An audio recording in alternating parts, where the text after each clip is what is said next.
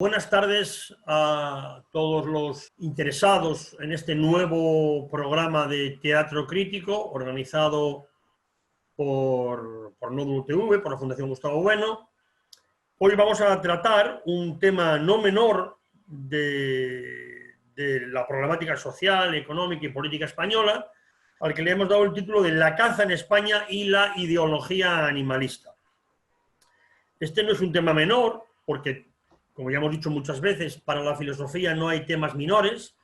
Eso ya desde los orígenes de la tradición académica, de la tradición platónica. Ya Platón, ¿no?, en el Parménides nos dice que frente a lo que suponía el joven e inexperto Sócrates, hay ideas sobre todo.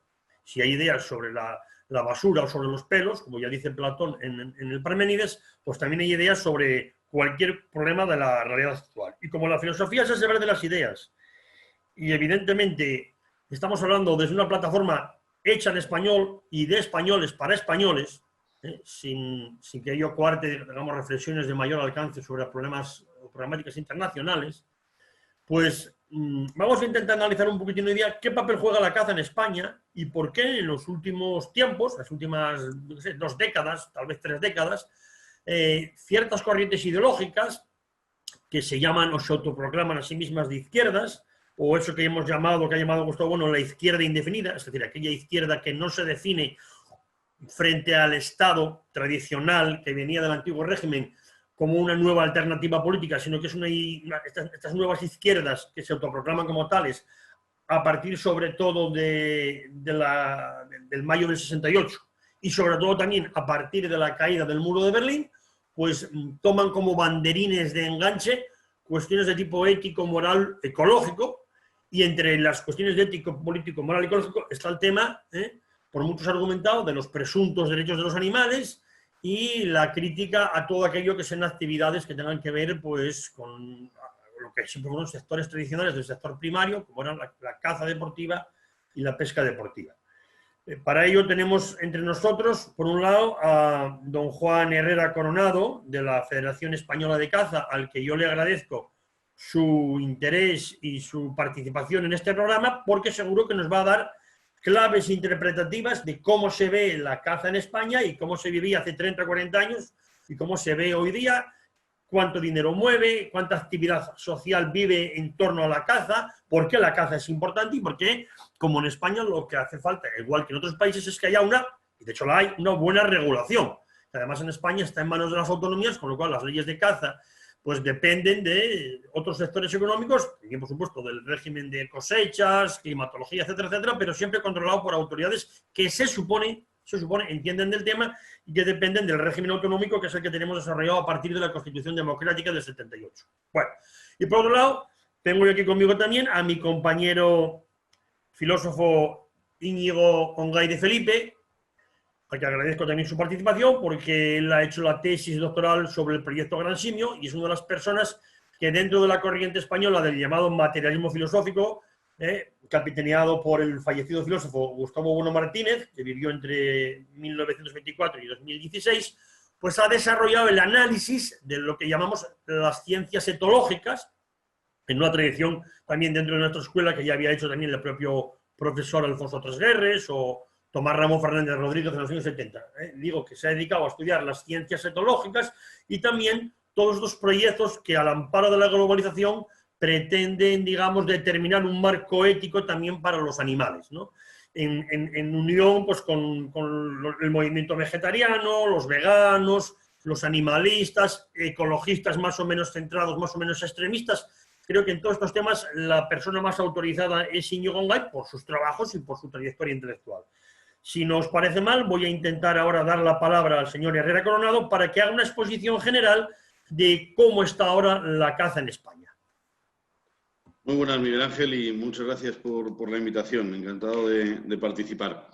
Bueno, actualmente la caza en España, en España a nivel mundial, pues arrastra momentos de profunda incomprensión, sobre todo en entornos urbanos, en los grandes entornos urbanos, cada vez los más poblados, ¿no?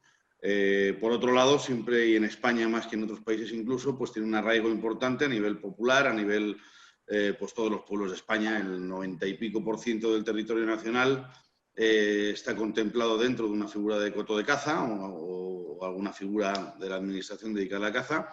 Y bueno, pues en España actualmente hay cerca de 1 millón de cazadores. La Real Federación Española de Caza, en la que yo trabajo, pues bueno, es el organismo o la entidad que más cazadores representa, con 350.000 federados, más de 1/3 de los cazadores españoles. Y bueno, pues la verdad es que tenemos muchísimo trabajo, sobre todo de educación, ¿no? Educación a nivel jóvenes, para ir sembrando un poco lo que es la caza en realidad.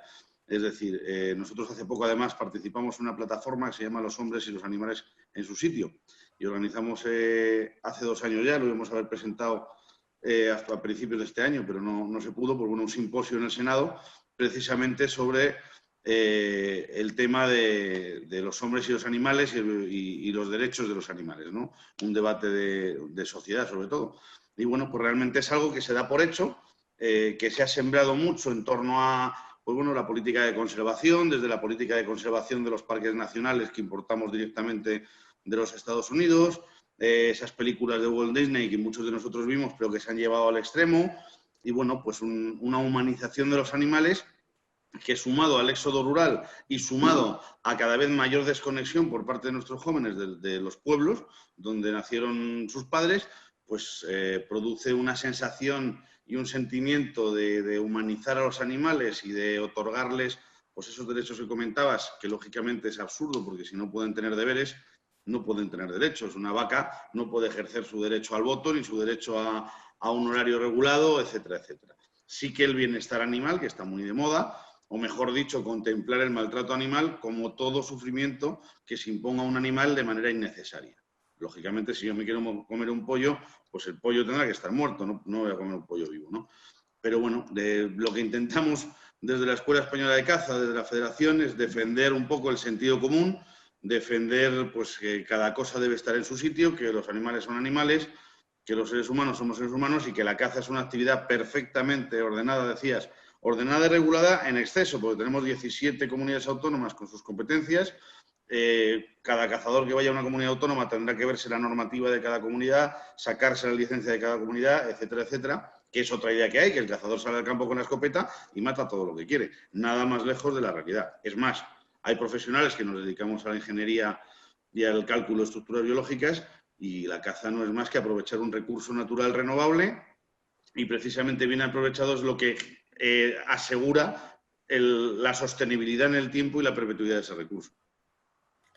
Muy bien explicado en esta pequeña, yo creo que, vamos, pues primera introducción. Después, dentro de estos temas será necesario ir puntualizando cuestiones más concretas, como por ejemplo, pues eso, algo que has citado ahora muy importante. En España hay 1 millón de licencias. Yo creo que es más que el fútbol incluso, ¿no? Siempre se pone el fútbol como prototipo de deporte, espectáculo.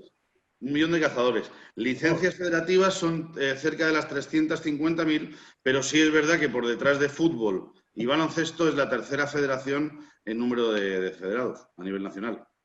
Bueno, y lo que comentabas, que está perfectamente bien regulado, pues bueno, ahora voy a darle la palabra a mi buen amigo Íñigo Ngay para que haga un poquitín el rastreo ideológico de cómo estas ideologías han ido llegando a España, que evidentemente no han nacido hoy, porque algunas arrancan ya de tradiciones ideológicas, incluso religiosas pretéritas, caso del franciscanismo. Yo recuerdo un viejo proverbio escolástico que decía aquello de que quien maltrata a un animal no muestra buen natural. Aquel estereotipo del carretero que estaba todo el día blasfemando y pegándole palos a los bueyes o a los caballos para tirar de un carro, que es una cosa que viene, eso, el estereotipo del carretero mal hablado, ¿no? O fumador empedernido.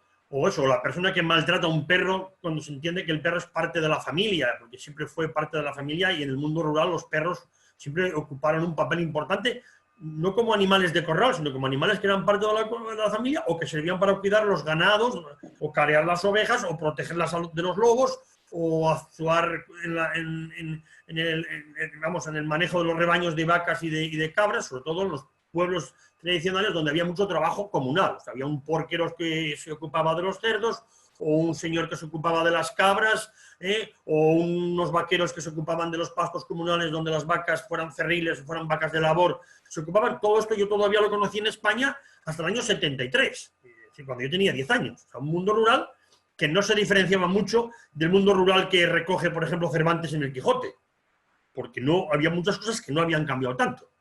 Pero bueno, claro, el mundo en España, como en el resto de Europa, se ha hecho cada vez más urbanita, y es verdad que también hay verdad que hay ya desde el siglo XIX mucho cazador aficionado que surge de entornos urbanos, por supuesto. Pero yo también creo que hay que decir que es falso ese estereotipo de que en España solo cazan los ricachones, los derechistas. Precisamente España, por su propia tradición jurídica, y eso vamos a señalarlo, es posiblemente junto con Estados Unidos, también porque comparten en común el hecho de que tanto España como Estados Unidos nacieron como imperios en expansión, en España frente al musulmán, frente a lo que se llamó la Reconquista, aunque sea una reconstrucción a posteriori, y en Estados Unidos por las dos grandes ideas, la idea de frontera móvil frente al espacio salvaje, fuera ocupado por indios o fuera ocupado por animales, ¿no? Por los bisontes de las praderas, los osos de las montañas rocosas, que claro, la gente para asentarse y desarrollar una agricultura de subsistencia, pues tenía que acabar, por lo menos, limitando mucho la supervivencia de aquellas especies que podían competir con los ganados. Evidentemente, todavía en Estados Unidos, si vives cerca de osos grizzly, pues si tienes vacas y tienes lobos alrededor, vas a tener muchos problemas. Entonces, vamos a ver si Íñigo Gay nos puede explicar, que sé que lo va a hacer muy bien, cuáles son los orígenes de estas corrientes ideológicas animalistas. Bueno, pues nada, yo por supuesto no rehuyo tu pregunta, la voy a responder, pero permíteme antes hacer unas consideraciones, puesto que y voy a intentar que mi intervención no sea tampoco demasiado prolija, porque no vendría al caso, ¿no? Pero por lo menos quiero decir dos cosas sobre las dos partes del título, porque el título de este programa tiene un formato, vamos a decir, desde el punto de vista de su constitución sintagmática, un formato de justaposición, ¿no? La caza en España y la ideología animalista, o la caza y la ideología animalista en España. Y entonces me voy a referir, haciendo justicia a esta estructura justapuesta, me voy a referir también justapuestamente, aunque después, por supuesto, intentaré hacer una conexión, ¿verdad?, a estos dos frentes, ¿no?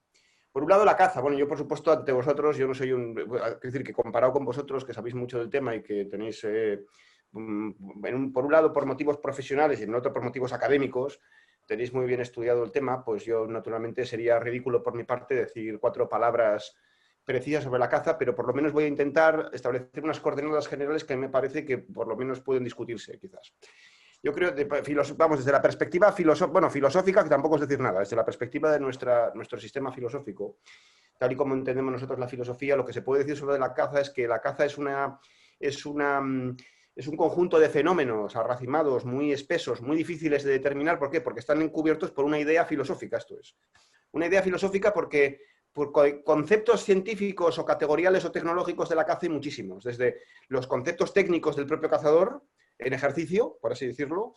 La caza es un arte, un deporte o lo que fuese, pero que involucra una masa de conceptos técnicos, pero la caza no se agota ahí. La caza puede recibir también tratamientos categoriales, científicos, aunque sea desde el punto de vista de las ciencias humanas.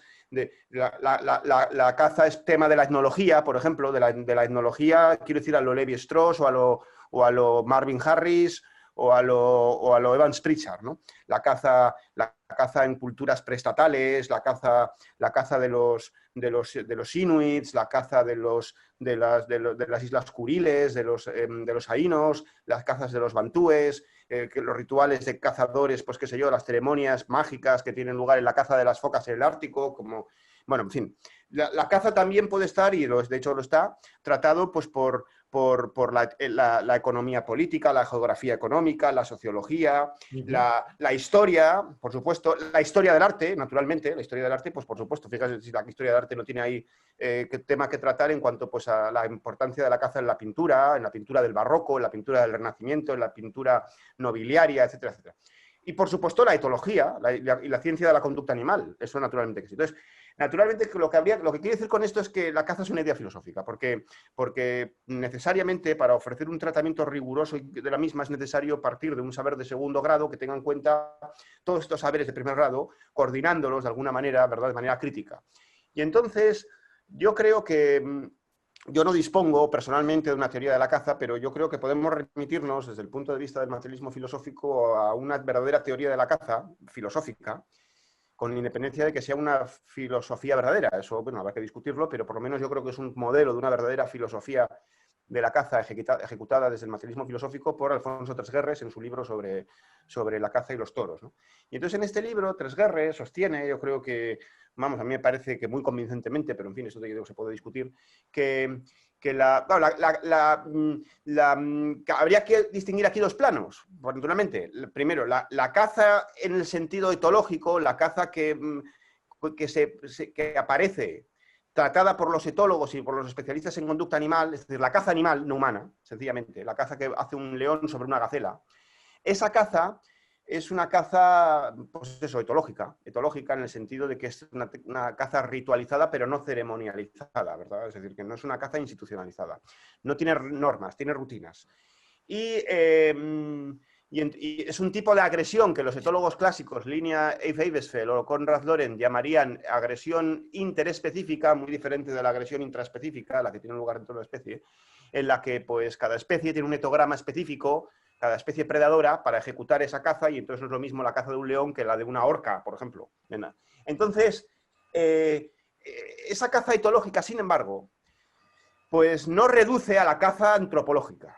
¿Por qué? Pues que la caza antropológica es, diríamos nosotros, anamórfica. No podemos discutir, vamos a explicar esto ahora mismo, pero en fin, es decir, que es otro género. Otro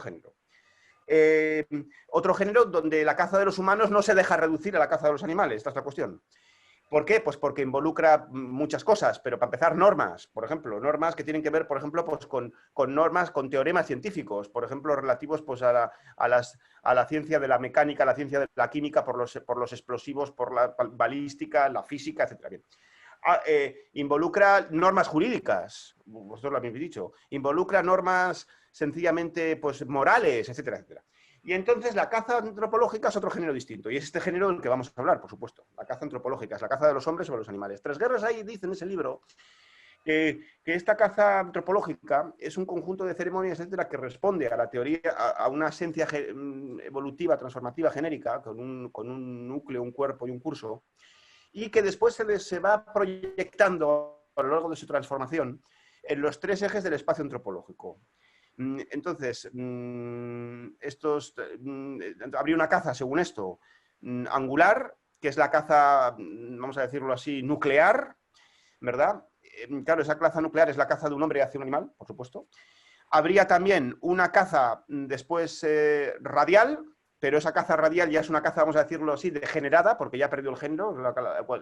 La caza radial, según Tresguerres, es la que ejecuta el matarife que está en un matadero. Eso ya no es caza ni es nada, es caza en el sentido asintótico, porque precisamente al perder el género del animal, vamos, del eje angular, y proyectarse hacia el eje radial, pues ya sencillamente ha perdido el carácter de caza. No hay maniobras de acechanza, ni de sencillamente encubrimiento del etograma de una especie, etc. Y luego está la caza circular. La caza circular es la caza del hombre, que también es una caza degenerada, ya no es propiamente la caza angular, es caza metafóricamente, ¿verdad? Y entonces la caza del hombre, pues sí, la hemos visto muchas veces en la propia guerra, que muchas veces se dice que es imagen de la caza, pero es imagen ya en un sentido muy distinto, o sencillamente la guerra florida que hacían los aztecas, ¿verdad? Con otras comunidades precolombinas o lo que fuese. Bueno, y entonces, esto por un lado. Por otro lado, el animalismo.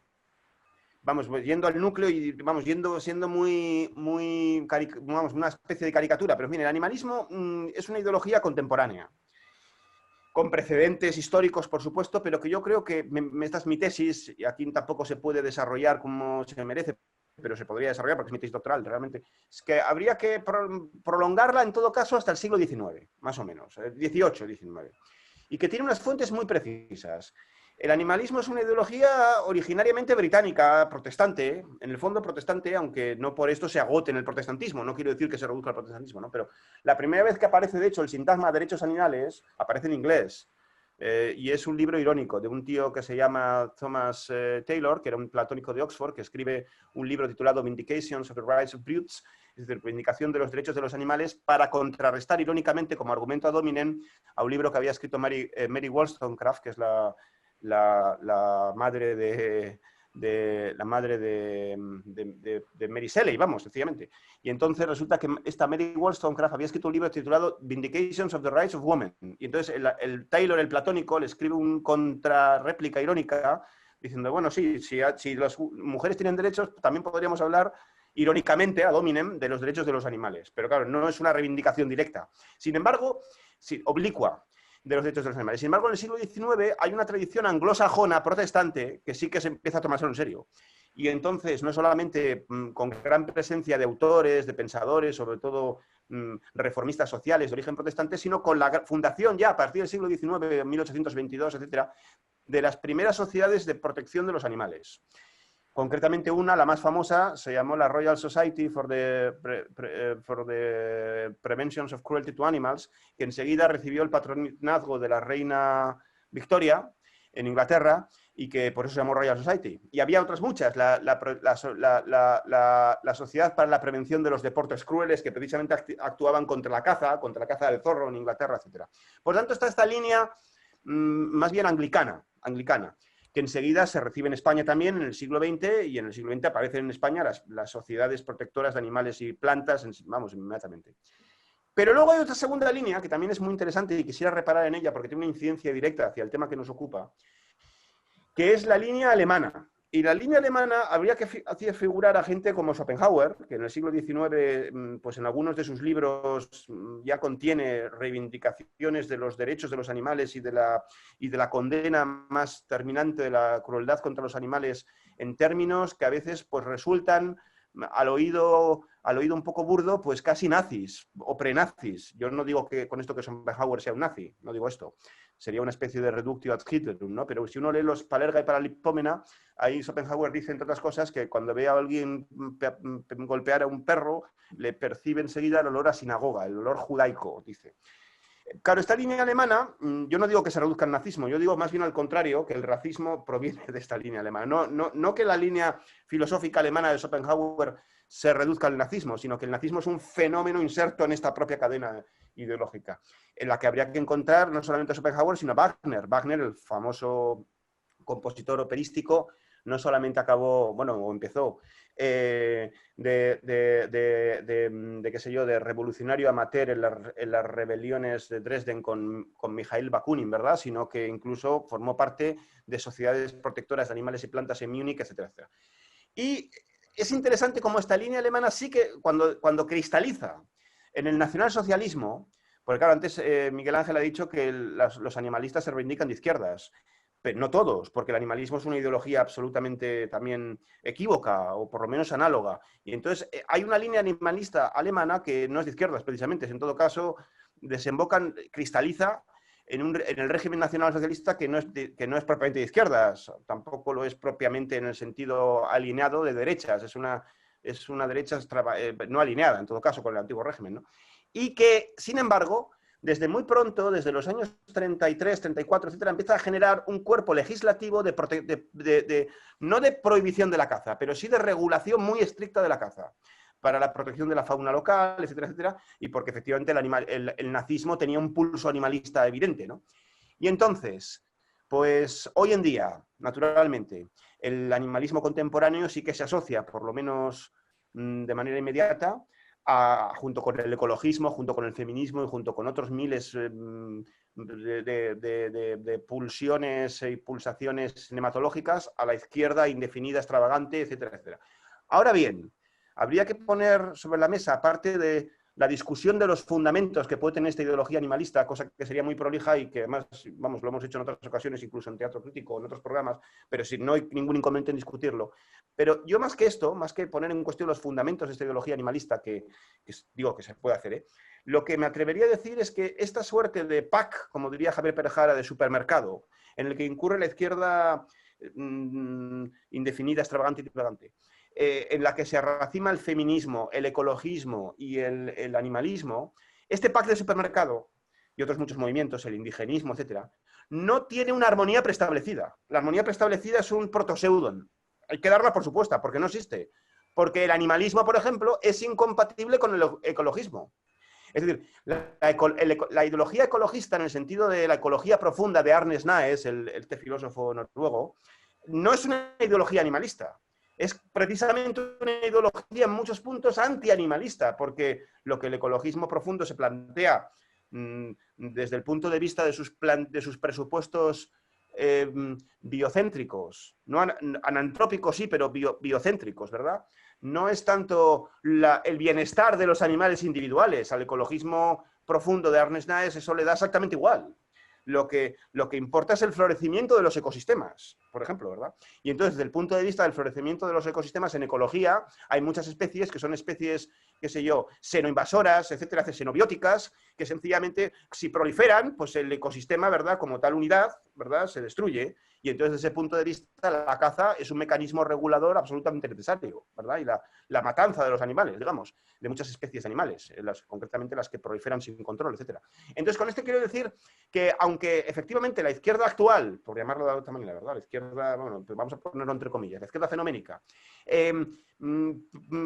salga con el estandarte de este pack de supermercado, la unidad del pack está dada por supuesta, pero no existe. No existe. Es decir, el ecologismo y el animalismo chocan en muchísimos puntos, por no hablar ya, por supuesto, de los componentes indigenistas, etcétera, que chocan con el animalismo y con el ecologismo completamente. Entonces yo lo que creo que hay que desactivar es la coherencia misma de estos arracimamientos ideológicos de la izquierda actual, me parece. Luego, por supuesto, podremos discutir cuáles son los fundamentos mismos del animalismo, pero en donde sí, efectivamente, como decía el compañero, se ejercita constantemente este protoseudón de considerar que los animales y los hombres son iguales, etcétera. Pero bueno, eso podemos discutir más tarde. Pero por de pronto, yo lo que niego es que esta combinatoria, ¿verdad?, de diferentes nematologías, cada una de un padre y de una madre, sea compatible y consistente en sí misma. Bueno, como verás, Herrera Coronado, Íñigo está muy preparado, conoce muy bien el tema. Yo sé que esta es la línea de trabajo, ¿no?, la línea de reflexión dura, pero bueno, pensando más en términos didácticos en la mayoría de la gente que nos pueda estar escuchando, quisiera reseñar algunas cosas de las que ya ha dicho, y ha dicho muy bien Íñigo Ongay. Por un lado, que la caza es una idea abstracta. No en vano el propio Platón, cuando desarrolla el método dialéctico, en el Sofista y el Teteto, precisamente pone la idea de caza. El filósofo es el cazador de ideas frente al sofista, el charlatán, el demagogo, diríamos hoy día, que lo que hace es cazar las fortunas de los jóvenes ricos a los que embauca, enseñándolos a hablar, hoy diríamos enseñándolos a hablar para ganar elecciones, aunque no tengan ni zorra idea de nada. Esa siempre ha sido la diferencia entre el verdadero filósofo y el sofista, el demagogo, el que le cuenta al pueblo no la verdad, sino lo que quiere oír. Entonces, la idea de caza. Yo quisiera enlazar con algo que yo he trabajado modestamente un poquitín, que es la propia literatura que ejerce ya una filosofía mundana, eso que bueno llamado pensamiento público español, y que en España es muy rica desde los tiempos anteriores a los Reyes Católicos. Estoy pensando en el discurso de Montería de Argote y Molina, estoy pensando, por supuesto, en la legislación que ya está in nuce en las partidas de Alfonso X el Sabio, y estoy pensando en las legislaciones que desarrollaron los austrias.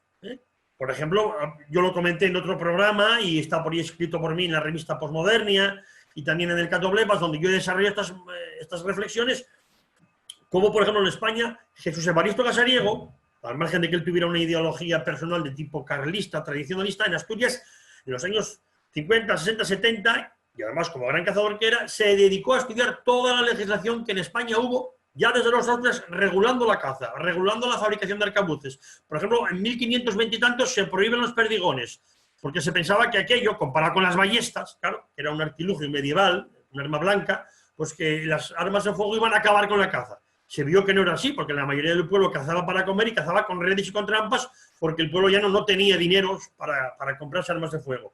Cuando las armas de fuego, a partir de las campañas que en términos bélicos fue ganando el gran capitán de Córdoba, entonces las armas de fuego poco a poco fueron entrando en el pueblo llano, como se ve en el propio Quijote. Si Quijote es un personaje anómalo, es porque va a salir al campo con las armas de sus tatarabuelos. Y claro, se supone que la acción del Quijote se centra en realidades, que son de ficción, propias y coetáneas del propio Cervantes, pues 1600, 1605, 1606, 1615. No hay más que ver cómo van armados los cuadrilleros de la Santa Hermandad, con escopetas de rueda, que en aquel momento era lo más, o sea, era el invento tecnológicamente más desarrollado. Llevaban 2 ballesteros y 2 con arcabuces con llaves de rueda. O como, por ejemplo, Cervantes hace referencia a cuando llega en la segunda parte del Quijote, Don Quijote y Sancho, al territorio que hoy de la Corona de Aragón, porque hoy diríamos Cataluña, pues se encuentran los bandoleros armados con pedreñales. Los pedreñales eran unas pistolas largas que primero se fabricaron con llave de rueda y después ya con la llave típicamente española llamada llave de patilla o llave de también se llamaba llave de rastrillo, llave de salto y conocida en el extranjero con el nombre catalán de llave de Miquelet. Bueno, es decir, que en España hay una tradición de reflexión muy propia de España, ¿eh? Y en el siglo XVIII pues tenemos tratados como el de Arellano, que además es de la Villa de Erce, de Calahorra, donde explica cómo se tiene que cazar con arcabuz de chispa.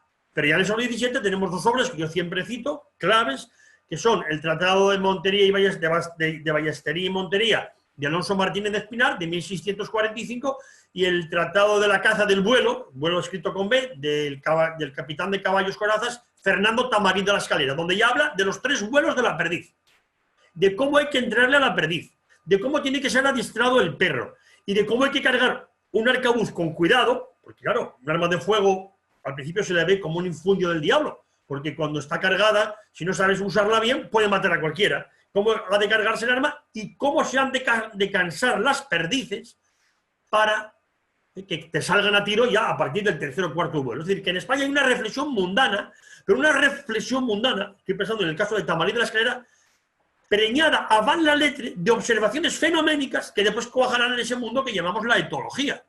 Claro, la etología como ciencia de observación de los animales en su medio, frente a la psicología animal, que lo que hace es observar al animal en condiciones de laboratorio. Esa es la gran diferencia y la gran polémica entre Skinner, psicólogo de laboratorio, y Lorenz, que trabaja observando en el campo, con cámaras, con teleobjetivo, y eso, claro, solo fue posible a partir de los años 40, porque es cuando surgen los teleobjetivos, y puedes filmar a un león a 1 kilómetro.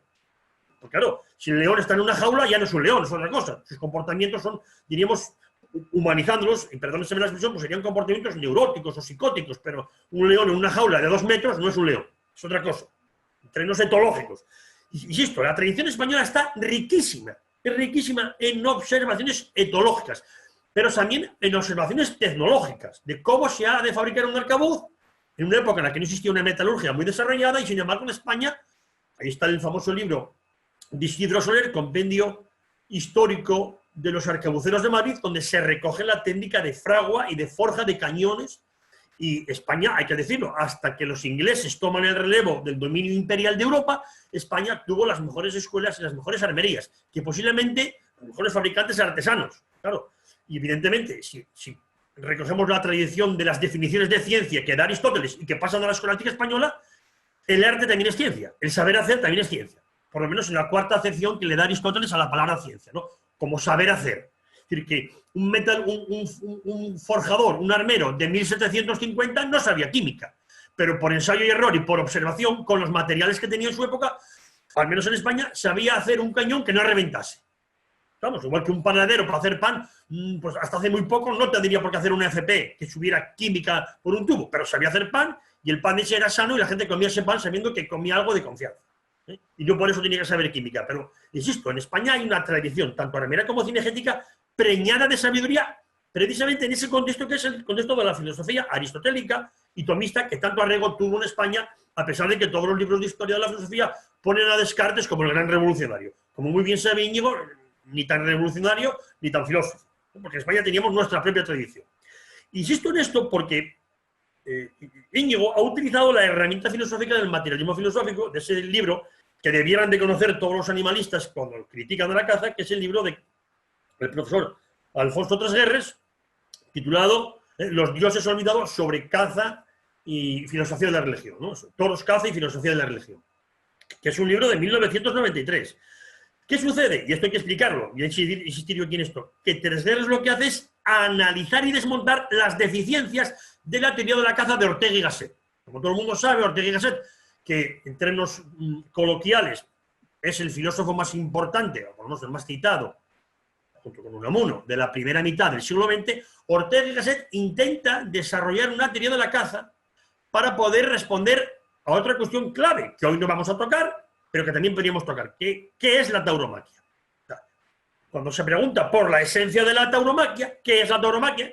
¿Cuál es su sustancia? Por decirlo en términos de aristotelismo clásico, ¿cuál es su esencia? ¿Cuál es su sustancia? Tiene necesariamente que enfrentarse al problema de qué es la caza. Claro, la crítica que le hace Tresguerres a Ortega es que no es capaz de acotar el problema de la tauromaquia porque no tiene realmente una verdadera teoría de la caza.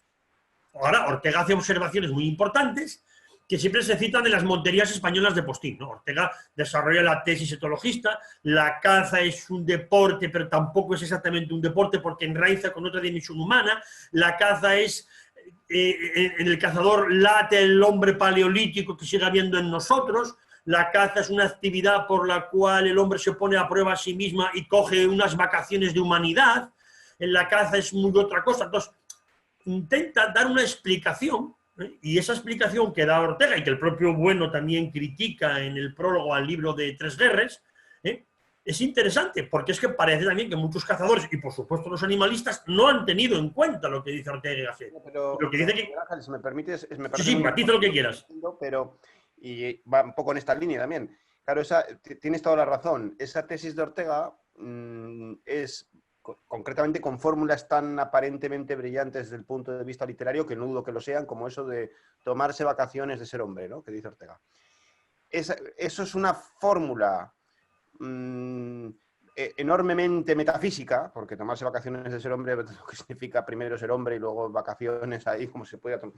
Es una fórmula metafísica que encubre en el fondo encubre una reducción de la caza antropológica a la caza etológica. ¿Por qué va a ser tomarse vacaciones de ser hombre? Eso ya sería presuponer que solo la caza etológica intraespecífica entre animales es caza y que lo otro queda reducido, ¿verdad? Y entonces, claro, por eso marra el disparo Ortega enormemente. Señor, marra el disparo porque hay un componente psicologista en Ortega muy brillante desde el punto de vista literario. Y sin embargo, antes tú citabas cómo en el pensamiento protestante, sobre todo anglicano, arraigan esas primeras tradiciones, digamos, animalistas, ¿no es así? Así es. Pero también en Inglaterra aparece la idea de sport, el sport, como traducción porque claro, en español la palabra deporte, como muy bien explica Gustavo Bueno en su ensayo sobre filosofía del deporte, viene de Gonzalo de Bercea. Sport, o sea, deporte es estar de portu. Portu quiere decir el marinero que no está navegando, cuando está en el puerto está inactivo, está en ocio, está de portu. Bueno, pues esa tradición española, pues claro, es en el siglo XIX cuando cuajan claro, evidentemente en contextos burgueses, porque son los que se lo pueden permitir, la caza como deporte, que va ligada además al desarrollo de su imperio. Son los primeros fusiles rayados express para cazar grandes animales, los grandes 5 animales peligrosos, pues el elefante, el rinoceronte, el león, el tigre en la India y el búfalo, fueron los ingleses. O sea, que en Inglaterra tienen las dos tradiciones.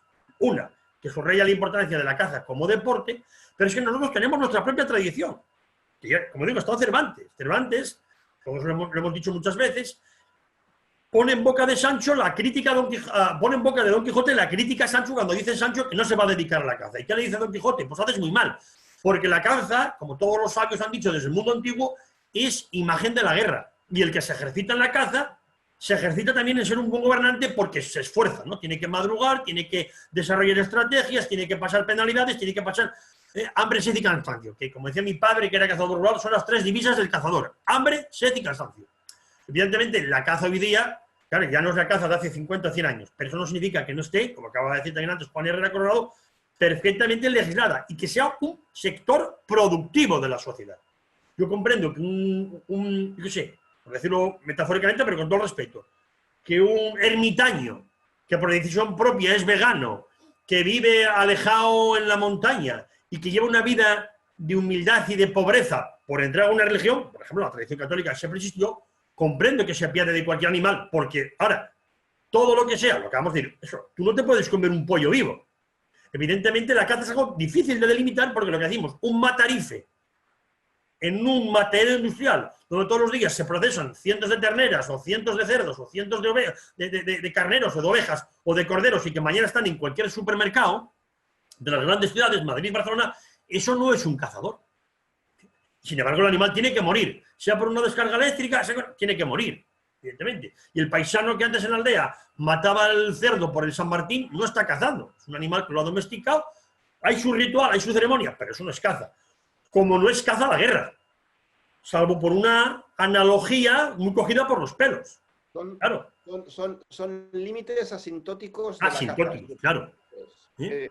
Cuando la caza pierde el pie del eje angular, sencillamente. Claro, entonces, esto hay que explicarlo porque tú, ¿qué es el eje angular? Bueno, cuando habla del espacio antropológico dice, la idea de hombre es una idea muy abstracta. Como es muy abstracta y se presta a divagaciones metafísicas, vamos a clasificar las actividades humanas en 3 niveles. Relaciones del hombre con el medio, sea este natural o artificial, o sea, natural o cultural o técnico. Las relaciones de los hombres con los hombres y las relaciones de los hombres con esas entidades que no son ni naturales ni culturales, pero que ejercen un poder envolvente que a la vez nos sobrecogen, nos atemorizan, pero que a la vez son motivo de divinización. Con sujetos operatorios. No como humanos. Eran, en primera analogía, los animales del Pleistoceno. Pues eso, los bisontes que aparecen pintados en la Altamira. La caza se ejecuta en su sentido recto. La caza antropológica es una actividad angular porque, vamos, tiene razón, hay que explicarlo, porque se ejecuta entre hombres, dados a la escala de una cultura antropológica institucionalizada, y sujetos operatorios no humanos, animales no humanos. Pero claro, cuando la caza se proyecta hacia el eje circular, hacia las relaciones entre los hombres entre sí, entonces ya no es caza más que en el sentido asintótico, es la guerra, sencillamente. O el combate entre hordas. Eso es. Aquí hablamos de la caza entendida. Hacia el eje radial, entonces tampoco es caza, propiamente será la relación que tiene un matarife en un matadero con una res, propiamente ya ni siquiera, la res sigue siendo un animal, pero ahí no está tratada como un animal, está tratada como un conjunto, un reservorio de proteínas, por ejemplo. Claro. Entonces, lo que llamamos caza deportiva es lo que, en términos antropológicos, llamamos caza angular. Ese tipo de ceremonias institucionalizadas, donde el hombre, evidentemente, provisto de herramientas culturales, sea una lanza, un arco, una ballesta o un rifle con mira telescópica, pero siempre dándole una oportunidad a esa dimensión biológica del animal, por lo cual tú lo acechas, igual que te podría acechar él a ti. Claro, tú lo acechas y tienes que vencerlo en su terreno. Bueno, y luego hay una cosa muy importante aquí, yo creo que esto es muy importante. Bueno, 2 consideraciones. Yo tampoco quiero ser demasiado... Quiero darle la palabra a Coronado. Por eso, no quiero tampoco extenderme y ser demasiado prolijo, como digo, pero hay 2 cosas muy importantes que me vienen a la mente por lo que estás diciendo, ¿no? Una es que la crítica a la caza, que tú has puesto muy bien el dedo a la llaga, la crítica a la caza en general en España y en otros países sospecho que también, pero vamos, en España es lo que más nos incumbe y lo que más conocemos, se suele asociar en este contexto en el que estamos a la división maniquea izquierda-derecha, como conceptos políticos sustancializados, metafísicos, mitológicos en el fondo. Y entonces, como quiera que esta oposición es una oposición, como ya digo, maniquea, dicotómica, completamente dilemática, oscura y confusa, en el fondo mitológica, pues entonces resulta que la caza se asocia a la derecha y la crítica a la caza a la izquierda. Yo no sé por qué razón, ¿eh? Sí, es totalmente absurdo. Totalmente absurdo. Pues por Berlanga y la escopeta nacional, por las cacerías del franquismo, una cosa completamente, vamos, ridícula, pero se asocia de hecho. Y entonces es muy típico, es muy común que oigamos, ¿verdad? Aquí los que defienden la caza y los toros son Santiago Abascal y Morante de la Puebla y Vox y no sé qué, etcétera.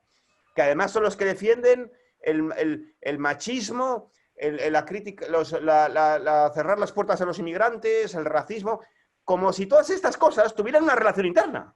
Que no la tienen. Es que, ¿por qué razón hay una relación interna? ¿Por qué razón defender la caza tiene que ver con la política migratoria? Es que no hay ninguna conexión, hay una desconexión de géneros por completo ahí, vamos, totalmente. Sí. Y entonces, sencillamente estos esquemas son vergonzosos, es vergonzoso que se opere con esto. Esto es vergonzoso, la única explicación es una explicación de corte funcional que nuestro amigo Pérez Jara desarrolló en una conferencia que dio en la Universidad de Sevilla, que está en internet, que hace un año, donde, justo antes de la pandemia, donde él analiza en qué medida efectivamente estas oposiciones dicotómicas se pueden reanalizar muy bien en su sentido funcional a través de la psicología social y de la sociología, es decir, lo que se llama in-group, out-group bias, es decir, que tú sencillamente tienes que oponerte al contrario y te opones, pues, cuando no hay oposiciones reales, pues las oposiciones son mitológicas, etc. Ahora, esto por un lado. Y por otro lado, entrando ya directamente, porque como aquí no nos concierne quizás el animalismo en general, podría concernernos, pero sería demasiado extenso, ¿no? La crítica que se hace a la caza, y en gran medida también al toreo, a la tauromaquia, fenómenos antropológicos de los que yo, por supuesto, voy a decir, yo como a diferencia de nuestro compañero y contertulio, yo no soy cazador y tú también. Yo no tengo absolutamente aquí ni arte ni parte, ni estoy a favor ni en contra, pero yo simplemente como observador.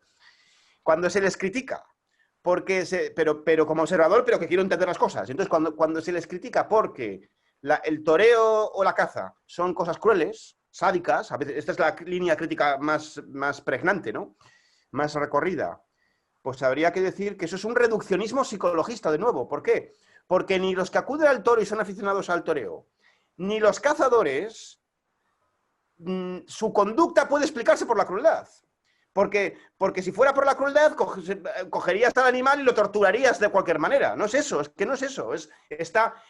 Hay regulaciones, normas. Tiene una estructura antropológica puramente ceremonial. Es un conjunto de instituciones que no se reducen a la crueldad. Por favor, es que ese es el psicologismo mayor. Con el torero claro.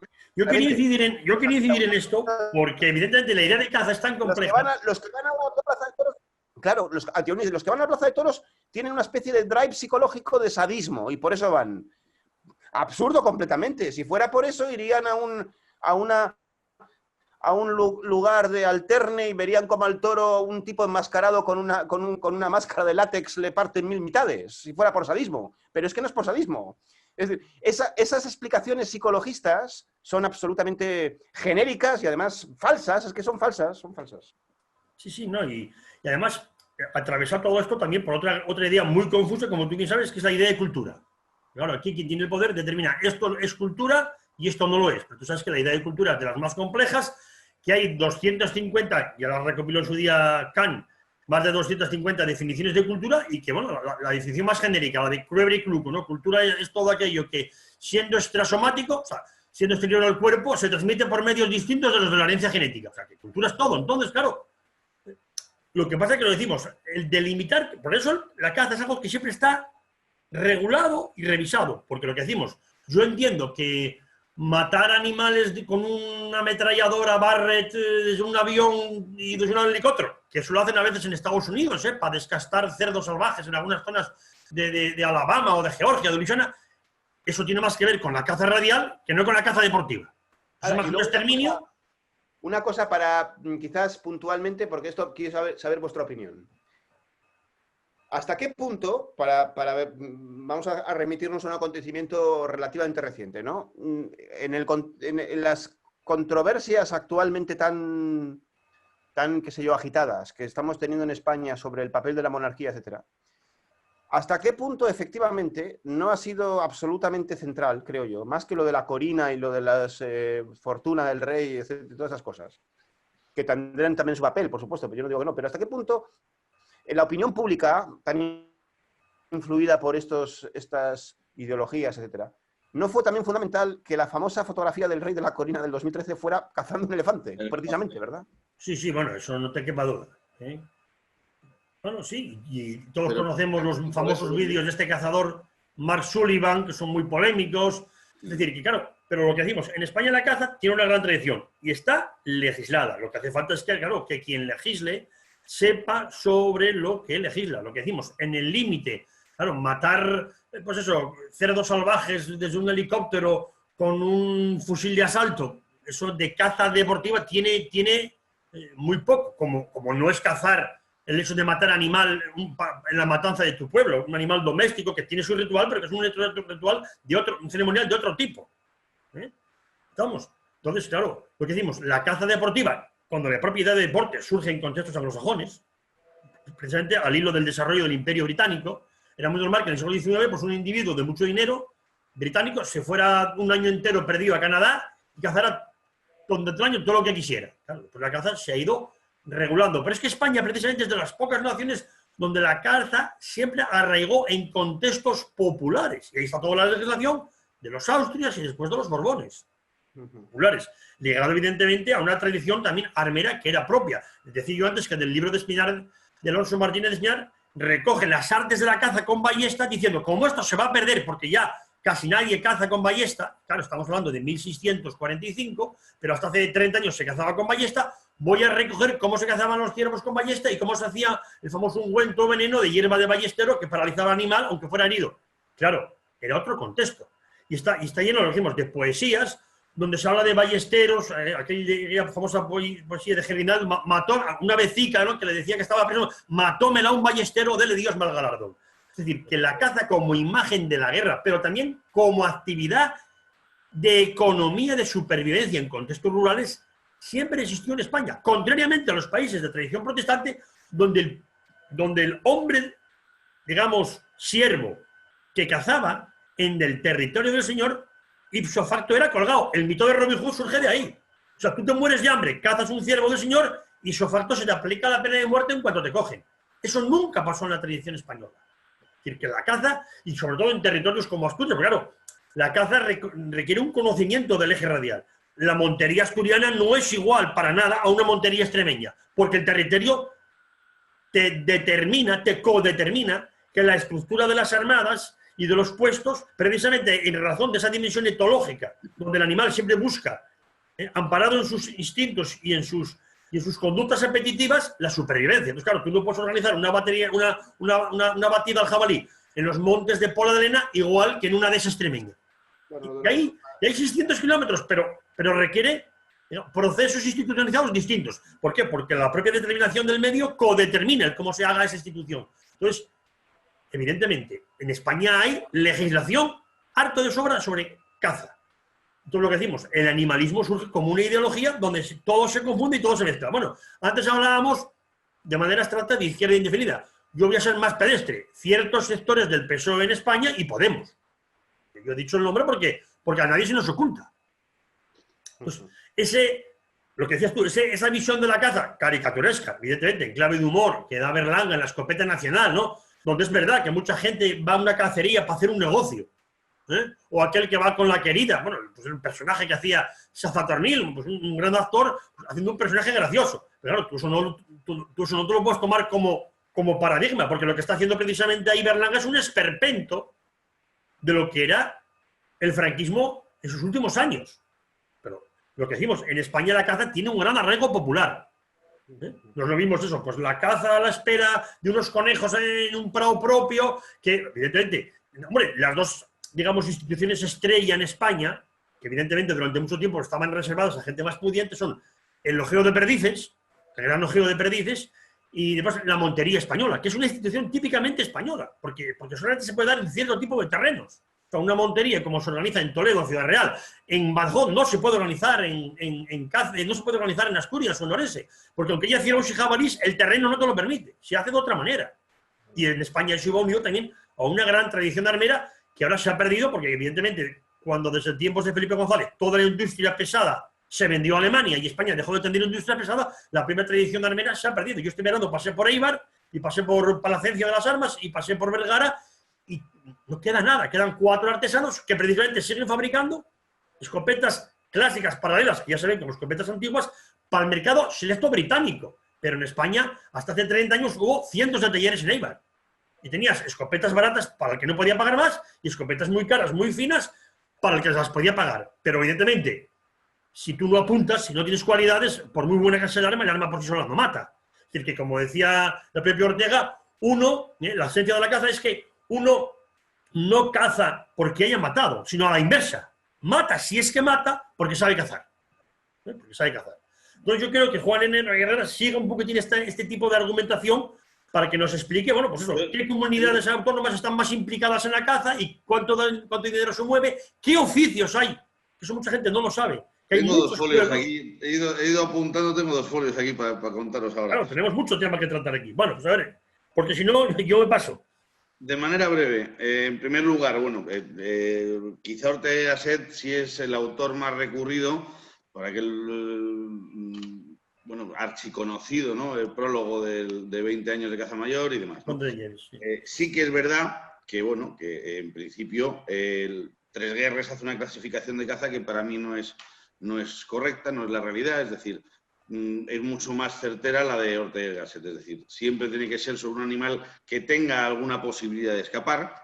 Yo siempre lo digo en mis cursos, si yo pongo ahí 3 perdices y tiro una granada de mano, pues las 3 van a caer, pero eso no es caza, ¿no?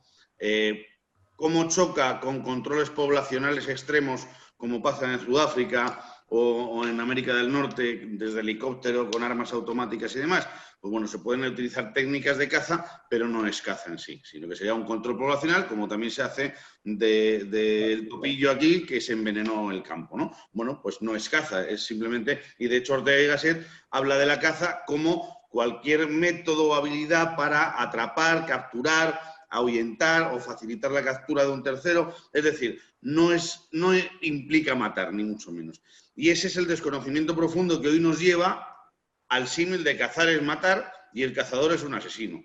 Pues nada más lejos de la realidad, pero todo va igual a la pérdida, primero, de cultura y a la pérdida de conexión con el terruño, con el campo. Es decir, hablamos de la caza y los nobles y tal. Bueno, lógicamente, al final es oferta y demanda. Es decir, los ojeos de perdices y de perdices buenas es un bien cada vez más escaso. Pues igual que si a mí me gustan las angulas, lógicamente es mucho más escaso que las truchas y no se producen de la misma manera, con lo cual el precio no puede ser el mismo nunca jamás. Yo creo que en España el deporte nacional es la envidia. Y precisamente fruto de esa envidia, bueno, pues salió esto con la caza, esta película que bueno, pues a los que somos cazadores y lo conocemos, pues nos gusta incluso la parodia, ¿no? Pero es que hay mucha gente que se lo cree y criminaliza al señorito, cuando precisamente el señorito era queridísimo normalmente por todos en el pueblo, porque era el que daba trabajo en las tierras y el que cuidaba de la gente, ¿no? O sea, eso podríamos hablar mucho de ahí y yo en parte lo he vivido, ¿no? Pero es así. ¿Cuál es la realidad? La realidad es que la caza y el toro es cultura. Y como cultura se ve las manifestaciones en cada zona del territorio nacional y la adaptación en cada territorio. Es decir, ver manifestaciones de la caza en la cocina tradicional, en el vocabulario típico. Nosotros tenemos 5 tomos del diccionario de la caza y la montería, donde ves pues de frases como que te sale el tiro por la culata, que utiliza todo el mundo, a términos mucho más ligados a cada territorio. Al final la caza es cultura y se ve en manifestaciones gastronómicas, artísticas, musicales, etc. Y eso no se puede negar. Pero cada vez hay más desconexión de... Es decir, nadie puede hablar de lo que es la caza si no sabe lo que es una perdiz. Entonces, la manera fácil de vender humo que se liga a derecha o a izquierda, pues rotundamente falso. Es decir, ha habido partidos políticos como Izquierda Unida cuyos dirigentes han sido cazadores. Y en España, sobre todo en la mitad sur, mucha gente de campo humilde votaba Izquierda Unida, pero el domingo iba a cazar. Claro. ¿Qué pasa? Que hay una modificación política y social que nos lleva a Podemos, un partido que, bueno, va arrastrando, se mete Izquierda Unida en Podemos y de repente llega un señor y dice, hay que prohibir la caza y los toros. Y toda esta gente se queda un poco huérfana de padre, ¿no? Dice, bueno, ¿ahora a quién voto? Si yo siempre he seguido a este señor y ahora resulta que me quiere prohibir la caza y los toros con el arraigo popular que tiene esto. Y de hecho surgen dentro círculos independientes que dicen una cosa y la contraria. Es decir, la caza en España genera 6.475 millones de euros. Genera más de 184.000 puestos de trabajo, directos e indirectos.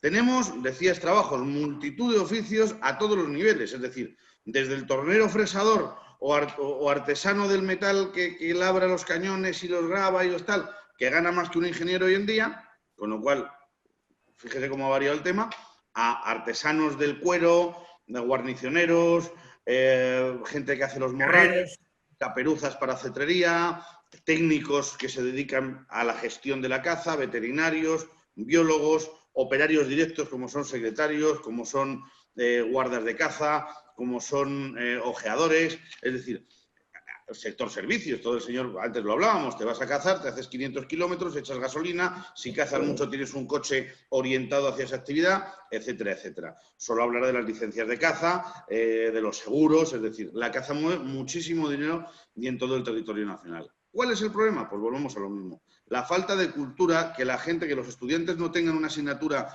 o dentro de ciencias naturales que sea el campo español y que den nuestra agricultura, que den nuestra fauna, que den los aprovechamientos razonables que hay ordenados, que al final es lo que mantiene esos recursos. Es decir, si nos vamos a la zona de Coca de Segovia, ¿por qué tenemos los pinares de pino silvestre seguramente mejor de España? Pues porque ha sido una zona de industria maderera donde se ha explotado un recurso de manera ordenada y eso ha permitido generar una biomasa espectacular y seguir aprovechándola es lo que la mantiene viva. La caza es exactamente igual, es decir, los que trabajamos en caza buscamos la tasa máxima de extracción manteniendo una madre, como se dice, que nos va a generar el recurso el año que viene. Por otro lado, animalismo. Bueno, conocí el origen de este famoso libro de los derechos de las mujeres y tal, y fue la contraposición a... Pero realmente es que, si vamos directamente al ecologismo, ha habido un cambio social muy importante en España. Es decir, un familiar mío fue el primer director de Doñana y era cazador. Y gente de este tipo son los que fundaron la SEO, la Sociedad Española de Ornitología, hace 40 o 50 años. Y ahora ha derivado en una animadversión absoluta hacia la caza. Lo que hay que preguntarse es el porqué de esto, el por qué vamos a esto, el por qué que la gente no va al pueblo, criminaliza al señor que va entrenando unos galgos con un vespino o criminaliza al señor que tiene un perro y caza, ¿no? Pues al final es el instinto del perro y de hecho todas las razas de España, el 80% de las razas son razas de caza. A lo mejor hay que criminalizar a la señora que lleva un podenco con un chubasquero en la Gran Vía. Es decir, entonces hemos perdido el norte y hemos perdido el sentido común en ese aspecto. Es decir, la caza es algo natural, la caza es algo que cuida el medio ambiente, como hemos visto que genera, bueno, como todo el sector de la industria del vino, de las ventas de vino en España, para hacer una comparación fácil, ¿no? Pero es que el propio ecologismo ha derivado en un desconocimiento profundo, porque para mí alguien que sabe de ecología es un ecólogo, no un ecologista. El ecologista muchas veces no tiene ni pajolera idea.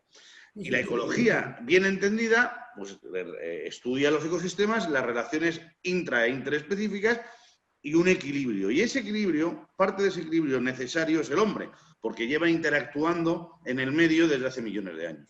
Con lo cual, un concepto que decíamos antes de la colonización de América, de colonizar un territorio virgen, donde campan manadas de misontes y no se ha visto un ganadero nunca hasta que llegan, pues claro, no es lo mismo que decir que Guadarrama es un parque nacional.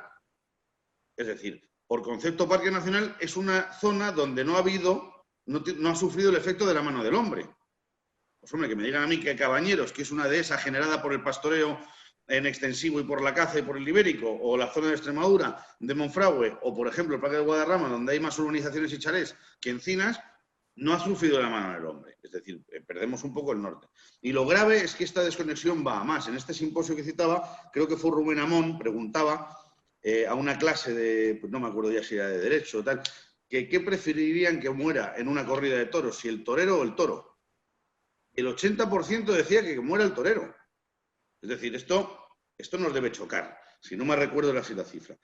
Es decir, al final yo creo que hay una importante labor pendiente de educación ambiental y cultural, y que además la caza no solo es eso, la caza ahorra una serie de daños a la agricultura bestiales, de accidentes de tráfico, de peligros de zoonosis. Ahora se habla de la peste porcina africana, hay brotes de tuberculosis en zonas de densidad elevada. Es decir, si no se cazara, mañana mismo habría que inventar un cuerpo de cazadores que controlara esto. Por desgracia en España, y muchas de las tendencias políticas preferirían tener un cuerpo de cazadores a sueldo a que el señor del pueblo cace y disfrute el domingo y enseñe a su nieto, ¿no? Entonces, para mí esto es lo verdaderamente grave y lo que requiere de una atención urgente por parte de las administraciones, es decir, culturizar a la gente, a los jóvenes, en lo que es el campo, sus aprovechamientos sostenibles y, en definitiva, la cultura española, ¿no? Sí, yo estoy totalmente de acuerdo contigo. Bueno, en Estados Unidos eso existe. Tú imagínate que en España, yo que soy profesor, fueras explicándole estas cosas a los alumnos. Pues seguro que algún padre o algún compañero del departamento, porque yo ya lo sufrí, buscaría motivo para señalarte con el dedo y decir, mira, este es cazador, o sea, este es un facha.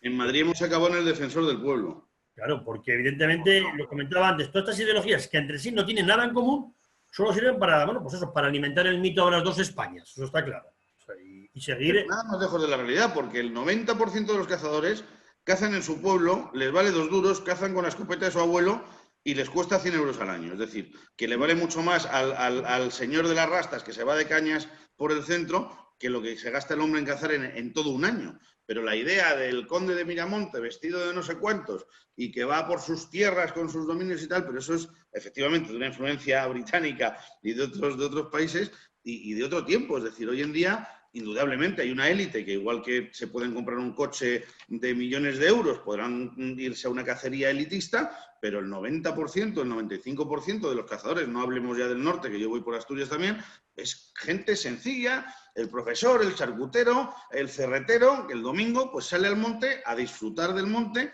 porque no olvidemos que la caza es un disfrute de la naturaleza siendo parte de ella. Entonces, claro, es algo que no puede entender el que no la practica. Sí, no, claro, ahí está, que por eso hablamos de esa dimensión angular deportiva, porque al ser parte de ella tú tienes que tener unas habilidades, unas capacidades, en ese sentido, parecidas a cualquier otro deporte, donde hay que desarrollar una serie de habilidades o capacidades. Es decir, uno no nace siendo corredor de 100 metros lisos en 8 segundos, ni nace siendo jugador de baloncesto, por supuesto.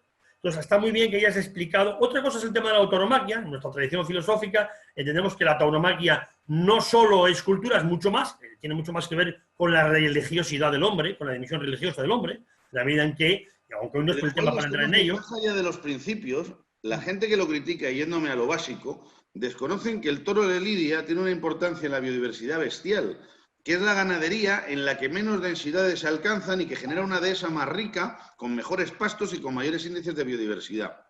Con lo cual, si mañana acabamos con la fiesta, nadie va a criar toro de Lidia con 4, 5, 6 años y de esa forma para que acaben siendo chuletas en el supermercado. Con lo cual estaríamos acabando no solo con una raza autóctona, sino que estaríamos acabando con un ecosistema protegido como es la dehesa, que lo conforma el toro, junto con la caza y el ibérico, ¿no? Y un pastoreo muy limitado, extensivo, con poca densidad. Y eso la gente no lo conoce. Ese argumento, que sí, está de acuerdo completo, ¿eh? Ese argumento sería completamente, quiero decir, que sería idempotente, caería en oídos sordos, vamos, ante los animalistas, porque, claro, antes decía yo que los movimientos llamados ecologistas, que efectivamente no tienen nada que ver con la ecología como ciencia, ahí es un uso equívoco de la palabra ecología, ¿no? Una cosa es la ideología ecologista y otra cosa es la disciplina biológica Como ciencia. que inventó Haeckel, ¿no? Vamos, el nombre al menos. Digo que los movimientos ecologistas propiamente no es que el animalismo sea una derivación del ecologismo, es que son dos cosas distintas y además están enfrentadas entre sí. A un animalista en general le importa una higa el ecosistema, ni la supervivencia de una especie, lo que le importa son los individuos concretos, ¿no? De hecho, llevarían a su desaparición. Es decir, si la especie se puede extinguir, pero eso da igual porque lo que importa es el bienestar de los individuos que están ya nacidos, ¿no? Sí. Entonces, ese argumento que se repite muchas veces y con cierta razón yo creo que no recubre bien las posiciones de los ecologistas, me parece. De los animalistas, quiero decir. Ahora, luego lo que has dicho me parece muy interesante porque, claro, has dicho, por un lado, la caza es cultura. Enteramente de acuerdo, por supuesto, ¿no? Es cultura en el sentido, efectivamente, de la cultura... popular, o sea, yo me refiero a la definición de cultura popular. Y claro. Pero claro, es cultura, efectivamente. Lo que pasa que eso no la justifica. Es decir, que porque hay otras muchas cosas que son cultura. Por ejemplo, No. O sea, para mí la justificación de la caza, y fíjate que estamos hablando de 6.500 millones de euros y mucha gente lo utiliza como base. No, perdone usted. Para mí, la justificación de la caza es pura y exclusivamente técnica, es decir, la caza como actividad es absolutamente necesaria en el medio. Eso sí, pero no por ser cultura, sino por... Entonces la puedes practicar tú o no, pero es necesaria. Y ese debate parecía que se había superado. Es que con esto de cultura muchas veces se dicen, con la caza y los toros también, ¿eh? Los animalistas acusan a los otros de decir, no, es que no es cultura, es tortura. Sí. Pero es que la tortura también es cultura, aunque la tortura es cultura humana, vamos, y presente además universalmente en todas las sociedades, en los romanos, y entonces sí, es cultura completamente de acuerdo, pero eso solo no lo justificaría, aunque desde luego esa justificación cabe de decir sí, eso por supuesto. Y en segundo lugar, también dices, la caza es muy natural. Bueno, yo ahí pondría un reparo, ¿verdad? Porque la caza muy natural, esa afirmación la encuentro ambigua. ¿Muy natural en qué sentido es muy natural? Quiero decir que no, porque la naturaleza en principio tampoco es nada, ¿no? Quiero decir que la naturaleza es un mito, vamos, es todo y nada. Entonces, bueno, si por muy natural quiere decir que es una conducta que se encuentra en muchas especies animales, etcétera, pues eso sí, pero eso es la caza etológica, ¿no? La caza antropológica humana, pues propiamente no es... Bueno, no es ni natural ni deja de serlo, vamos, me parece. No, bueno, cuando hablamos de algo natural quiere decir que es algo inherente al ser humano, es decir, que nosotros tenemos un instinto cazador, que habrá personas que lo conserven más o menos o lo desarrollen más o menos. Sí, creo que lo del instinto el instinto es un concepto biológico. Tú dejas a un niño en el campo y cuando vea un saltamontes, un bicho, va a tener instinto de atraparlo. No, pero no es instinto. Es que el instinto es una palabra que ya ni los biólogos emplean. Eso es un pseudoconcepto ya. Entonces, bueno, llámalo instinto, llámalo X, ¿no? eso sí es una conducta que, bueno, por supuesto, que es propia de los primates. De hecho, muchas especies primas hermanas nuestras de otros grandes primates hacen, ahora dices lo del escarabajo, ¿no? Lo del saltamontes. Pues los chimpancés hacen la pesca de termitas, ¿no? Con las hojas que convierten en esponjas, etcétera. O los chimpancés cazan otro tipo de monos, ¿no? Bonobos, monos colobos, monos, otro tipo de, vamos, de especies también primates. Entonces, sí, no, yo entiendo lo que quieres decir, ¿eh? Lo que pasa es que la palabra decir que es natural, bueno, yo tendría una pequeña objeción, pero bueno, tampoco es demasiado al centro. Es simplemente que lo que ellos ven de que la caza es destrucción y que es algo que no es lógico y que no es contrario a los... No, perdona, la caza ha estado dentro de los ecosistemas desde que existimos, de hecho por eso existimos, es decir, si el hombre no hubiera ingerido proteína animal, que en un primer momento vino de la caza, sería imposible estar hablando ya así, ¿no? No, claro. Sí, esa es la tesis, y voy a subrayarlo, como toda la atracción ecológica, que no ecologista, vamos a la tesis de Robert Ardrey, Oceanario, o sea, el origen del hombre, la hipótesis del cazador. Eso lo saben todos los antropólogos y todos dedicados a la primatología. Si el hombre no hubiese sido carnívoro, no hubiese habido ese proceso de celebración creciente. Ardrey, etcétera, que es una hipótesis históricamente muy importante, pero hoy en día desfasada. Yo diría que una de las teorías, que claro, que por supuesto en este punto son teorías inverificables absolutamente, ¿no? Son simplemente ya show stories que dicen los expertos en este campo, ¿no? Las teorías sobre el desarrollo de la inteligencia humana, asociada por supuesto al índice de encefalización, etcétera, lo retrotraen como mecanismo adaptativo en el sentido de la selección natural a la necesidad que surge de una inteligencia que sea capaz de calcular organigramas sociales ligado a la caza cooperativa, que eso sí que es propio de los hombres. En el entorno, ¿verdad?, del Pleistoceno, etcétera, lo que marca la diferencia de los humanos frente a otras especies, etcétera, es que los humanos son cazadores, pero cazadores cooperativos, porque un solo humano no puede cazar un rinoceronte. No las cavernas. Por supuesto, sino que tiene que ser la propia tribu, ¿no? Y entonces esto exige, desde el punto de vista adaptativo, es decir, de la selección natural, un crecimiento, ¿verdad?, de unos índices de encefalización suficientes como para que tengamos la capacidad de calcular mapas cognitivos sociales, de saber con quién tenemos que asociarnos, etcétera.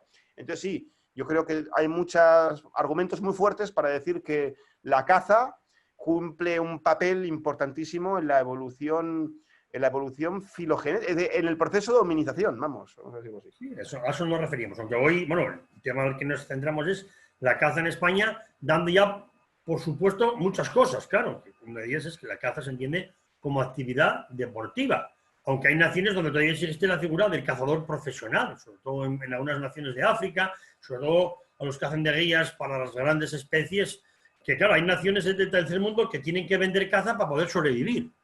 Claro, pues tiene que hacer un elefante, un rinoceronte, un hipopótamo, un león o un búfalo. Y claro, por aquí hablábamos, evidentemente, de instituciones típicamente españolas que además se han ido fraguando, no han nacido de un día para otro, han ido fraguando a lo largo de los siglos, como el ojeo de perdices, que puede ser de más gente, de menos gente, con más postín, con menos postín, o la montería española. Porque claro, que la montería española también tiene un área de implantación codeterminada por el propio medio ecológico. Lo que decimos en Asturias, la caza mayor, pues siempre se practicó en entornos rurales y con las armas que se tenía, porque la propia geografía, la propia climatología de Asturias, las propias distancias, pues no te permiten, claro. Y de hecho, el ejemplo de que la caza es una actividad humana compleja es que en todos los países hay regulaciones. Es decir, cuando surgieron las miras telescópicas, pues evidentemente hubo naciones que dijeron, bueno, sí, mira, para estas modalidades de caza se permite la mira telescópica, pero con tiros hasta esta distancia. Lo que hay que hacer es educar a la gente. Yo digo, mira, en Estados Unidos, por ejemplo, hace furor el cazar con armas antiguas. O hay estados que dicen, no, aquí solo se puede cazar con escopeta. Claro, si tú vas a cazar con escopeta, que es un arma de animalisa, cuyo alcance máximo preciso son 50 metros, 60 metros, 70 como mucho, pues evidentemente tienes que poner los puestos, organizar la cacería, ese proceso de acecho, eso que llamamos caza angular, donde tienes que calcular y procurar envolver la propia inteligencia animal, porque los animales nadie niega que tienen inteligencia, que son reacciomorfos, no solamente tienen conductas repetitivas y conductas consumatorias, que son los dos conceptos derivados de la vieja teoría del instinto de Lorenz, conductas repetitivas y conductas consumatorias. Entonces, claro, bueno, todo el mundo dice, coño, este sabe más que un catedrático, porque a los viejos jabalíes se les llama catedráticos muchas veces, ¿no? Entonces, claro, pues requiere una regulación. Yo lo que digo, lo malo es cuando esa regulación la hace quien no sabe de caza o quien no sabe de armas.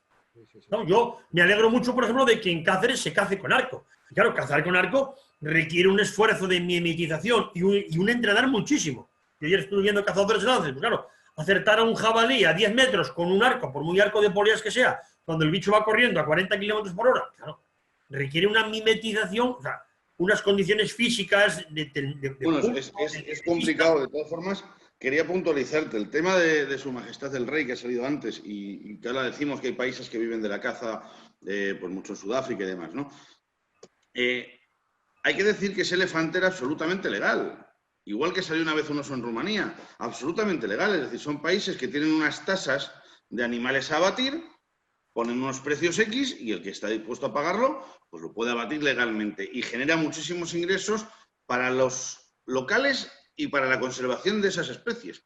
Es decir, la lacra de las especies es el furtivismo, que es el que lo caza sin ese permiso de manera ilegal y seguramente en el caso del elefante para coger los colmillos y dejar el cuerpo tirado, ¿no? Entonces se le da un valor al animal y es absolutamente legal. Por otro lado, el tema del arco, decirte que, por ejemplo, en Madrid y en Andalucía se está desarrollando, en más puntos de España, pues bueno, está muy en auge y el arco tiene unas ventajas, como es pues la discreción y el silencio del lance, ¿no? Frente a un rifle, porque aquí, por desgracia, está prohibido el silenciador, aunque sea para gestión. En Madrid hay un cuerpo de arqueros de la Federación que, a petición de las administraciones, ejecuta servicios de control de fauna en zonas pues urbanas, periurbanas, más peligro, donde vemos pues jabalíes andando por Oviedo, por Madrid, por tal, pues bueno, se llevan a cabo controles y también se hace con arco. O sea que el arco realmente en la caza tiene cada día más importancia de la que había perdido, ¿no? Sí, yo he comentado muchas veces que en Estados Unidos sí, el movimiento hippie y el movimiento ecologista menos extremista, pero más concienciado con lo que llamamos eso, una caza conservacionista, que es que el cazador es el más interesado en que no se esquilme la especie. Y el más interesado en que no haya furtivos, porque el furtivo no contribuye a la riqueza nacional, ya que no paga licencias, etcétera, etcétera. Vive al margen de la ley. Eso es como el delincuente. Al delincuente de verdad le importan tres narices las leyes de armas, porque las tiene al margen de la ley. Con lo cual, cualquier regulación está de más, porque vive ya en el secreto y en el silencio de que él lo que tiene nadie lo sabe. Entonces, a lo que vamos. Yo siempre comenté que a raíz de tú la conocerás, a raíz de aquella película Un hombre llamado Caballo, del año 70, señor Richard Harris, y después a raíz de la película Las aventuras de Jeremías Johnson, pues hubo un sector de la sociedad americana, claro, Estados Unidos es una nación muy joven, oye, vamos a recuperar como cazaban los abuelos. Bueno, yo lo he dicho, mi abuelo durante la Guerra Civil, en algunas zonas de España, para que el pueblo no se matase entre ellos, la Guardia Civil requisó las escopetas de cartucho. Que algunas eran de un solo tiro, porque claro, la gente tenía lo que podía comprar, por la típica escopeta del 12, del 16, con recámara de 65 y un perrillo en el medio, o sea, unas escopetas muy sencillitas. No hay que olvidar que en España hasta 1924 las armas eran de venta libre. Eso tuvo también sus inconvenientes, por ejemplo, todo el fenómeno del pistolerismo catalán. Los sindicatos estaban armados, los sindicatos amarillos que actuaban al servicio de las patronales estaban armados. Pero bueno, a partir de 1924 ya empieza a haber regulaciones bastante más serias sobre la tenencia de armas. Pero a lo que voy, había gente en España, como en algunas zonas rurales de Estados Unidos, que cazaban con armas muy antiguas. De hecho, en España, paradójicamente, hasta el año 82, hasta el primer gobierno de Felipe González, las armas históricas y antiguas eran de venta libre. Te podías encontrar que en una tienda de ropa del Corte Inglés pues tenían ahí un rifle americano porque lo vendían, siempre y cuando fueran de carga por la boca, lo llamamos abancarga o antecarga. Y en Estados Unidos hace furor precisamente porque allí dan mucha importancia a la tradición. Yo siempre pongo el ejemplo del estado de Pensilvania, donde han recuperado toda esa cultura de los emigrantes germanos y suizos que fueron allí a principios del siglo XVIII, y claro, ellos han desarrollado toda esa mitología, ¿no? De que ganamos la guerra contra los ingleses debido al rifle de Pensilvania, que era mucho más preciso que los mosquetes de línea de los británicos. Claro, toda esa mitología después se ha llevado al cine, a Hollywood, como se ve en la película El Patriota. Y en España, y lo vemos como profesor de historia, ya no es que un chaval no sepa quién es Blas de Lezo o quién es Bernardo de Gálvez, es que no sabe cómo cazaba su tatarabuelo.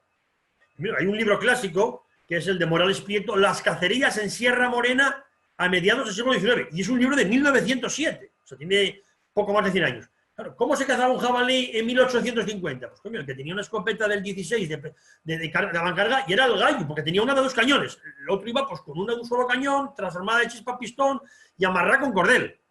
Porque, pues, claro, se cazaba pues eso, a 30, 40 metros. Pues porque era lo que había. Y el propio Covarsí, que dice, bueno, a finales del siglo XIX, dice, toda Extremadura era una mancha. Salías de caza, es decir, salías de Badajoz capital y es que había bandadas de perdices como nubes. Pero decía, oye, y él era un hombre de posibles, vi un aguardo de lobos y estaban a 50 varas, 40 metros, una vara más o menos una yarda, y me pareció tiro largo y no disparé. O sea que, claro, yo creo que hay que educar, formar y luchar contra esas antiojeras ideológicas de partidos que lo que buscan es únicamente el confrontamiento. Si fulanito dice blanco, si Casado dice blanco, entonces yo voy a decir negro, o viceversa, ¿eh? El cambio también producido por el cambio de los usos del campo, el éxodo rural y los cambios en las especies, las densidades de jabalí que hay hoy en día no se manejaban ni de broma. No, hoy día hay mucho más. Se daba una montería y era el jabalí, ¿no? Y ahora das una montería y matas 30 o 40 jabalíes, ¿no? Y se veía ya en los pueblos hace 20 años, en las monterías de los pueblos, era muy normal que la gente cazara con escopeta y con bala, pero con escopeta. Hoy en día vas a cualquier montería del pueblo y tienen los mejores rifles, vamos, mucho mejor que el que lleves tú, con visor y tal. ¿Por qué? Porque lo normal es que perdices quedan 4 y todos los fines de semana pues tienen una montería o en el pueblo de al lado, tal. Con lo cual, imaginaos el nivel medio de señorito que va de montería, es decir, que es algo popular y normal, y la gente también, pues oye, tiene sus preferencias y le gusta tener un arma más moderna, ¿no? Pero que no es nada elitista hoy en día la montería en España, ni muchísimo menos. No, hoy día se puede comprar un rifle de caza, un 3006 por 700 euros. Es decir, que el que se lo gasta en ir a grandes campeonatos de fútbol, gasta más. Bueno, otro tema por el cual en España ciertos sectores políticos que tienen su propia agenda, y vamos a decir claramente, de destrucción de España, ven mal la caza es porque, claro, la caza va asociada a las herramientas que permiten la caza. Y esas son las armas de fuego. Pues claro, una manera de intentar distraer el tema y limitar la venta de armas es limitando la caza. Yo lo decía, claro, si en España, por ejemplo, tuvo una gran tradición en fabricación de escopetas de 2 cañones. La típica escopeta de iglesia, fuera con sistema de pletina entera que conocemos como Holland, fuera el sistema Anson Tilley de media pletina. De esas se fabricaron y además se exportaron a Estados Unidos y se exportaron a Sudamérica muchas. O sea que en Eibar había antes decenas y decenas de talleres, hace 50 años y ahora hay muy pocos. Tengo alguna ahí. ¿Qué pasa? Que claro, si tú a esa persona que puede comprar una escopeta de segunda o tercera mano por 100 euros, porque los hay más que ver por las webs de compra-venta, totalmente legal, pero que son armas que como estaban bien hechas y para un señor que va a tirar como mucho 20 o 30 tiros al año, con la escopeta de su abuelo, le sirve perfectamente. Entonces, claro, el legislador, ¿qué va buscando? Limitar las libertades del individuo. Porque evidentemente, es verdad que España tiene una tradición de pronunciamientos militares. No olvidemos que en el siglo XIX las guerras civiles y los pronunciamientos militares caían bajo lo que nosotros llamamos izquierda definida. La primera generación de izquierdas, la izquierda liberal. Eso también lo puede explicar bien Íñigo. Sin embargo, parece que aquí en España el fantasma es la guerra civil del 36 y el 39, como si España hubiese nacido ahí, o por decirlo de una manera más chabacana y posiblemente más entendible, como si España fuera un invento de Franco. Total. Aquí nadie pretende resucitar el franquismo. En todos los países hay legislaciones sobre armas. Bueno, me parece la que... legislación francesa, y en Francia las armas históricas son de venta libre. Por supuesto, si tú haces algo ilegal, si tú matas a tu vecino, sea con un garrote, con el cuchillo jamonero o lanzándole la silla, es tan delito como si lo matas con un arma de fuego. Lo que pasa es que en España ciertos sectores ideológicos buscan criminalizar a toda persona que le guste la caza. Y eso es lo que hay que reeducar. Franquismo es todo, porque hasta Juan de la Cierva me parece que han dicho que era franquista también y ni siquiera coexistieron. Pero bueno, el tema es que realmente, gracias a Dios, en Europa hay mucha tradición también de armas. De hecho, ya te digo, los silenciadores que aquí están terminantemente prohibidos es de uso normal en países vecinos y yo creo que eso nos salva un poco. Ahora el reglamento de armas que se ha puesto, que se ha entrado en vigor ahora en agosto, no es más que una transposición de la normativa europea y bueno, pues gracias a Dios, yo creo que ahí les va a costar mucho limitarlo, ¿no? Pero sí, desde luego, cada vez las competencias autonómicas, la regulación en exceso, la elevación de las tasas, que en Castilla y León la licencia cuesta el doble que hace unos años, pues no pone nada fácil. Además, en tiempos de crisis y de mayor desconexión de la gente joven con el pueblo, pues que la gente al final practique esta afición, ¿no? Que efectivamente es un deporte, es una afición deportiva, pero es mucho más que eso, porque al que te gusta, pues es una manera de vida y de entender la naturaleza, ¿no? Sí, por supuesto. Íñigo, si quieres acotar alguna cuestión más. No, quizás me ha parecido interesantísimo todo lo que decís. Como he dicho al principio, yo no soy desde luego un experto en estas materias, pero sí, efectivamente, estoy muy interesado, siquiera como observador externo, ¿no?, de esto de la caza. Lo que sí quisiera decir es que en todo caso, como habéis demostrado muy bien vosotros, quizás como mi conclusión final, es, bueno, entre otras muchas que se podían señalar, como habéis demostrado muy bien los dos,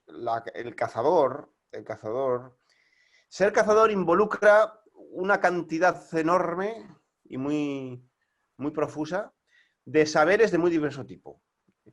Saberes técnicos, como acabáis de ahora mismo explayarlo interesantísimamente, hablando de diferentes modelos de armas, etcétera, con una precisión y una riqueza de detalles que es admirable y que yo, por ejemplo, no podría en absoluto dominar. Pero también saberes de tipo, pues qué sé yo, conocimiento práctico del terruño, como decís, efectivamente, conocimiento de cantidades enormes de teoremas etológicos ejercidos. Esa es la parte. El cazador conoce a los animales y la etología de los animales es 1000 veces mejor que Descartes. ¿Por qué? Pues porque sabe perfectamente que el animal no es una máquina. Esa es la cuestión. Es decir, que la verdad del animalismo, el fulcro de verdad, es que efectivamente el automatismo de las bestias es falso. Pero eso, el cazador es el primero que lo sabe, que los animales son sujetos operatorios dotados de inteligencia y de voluntad y que tú no puedes operar con ellos como si fueran máquinas. Tienes que tener una inteligencia a su modo política, analógicamente, ¿verdad? Envolvente.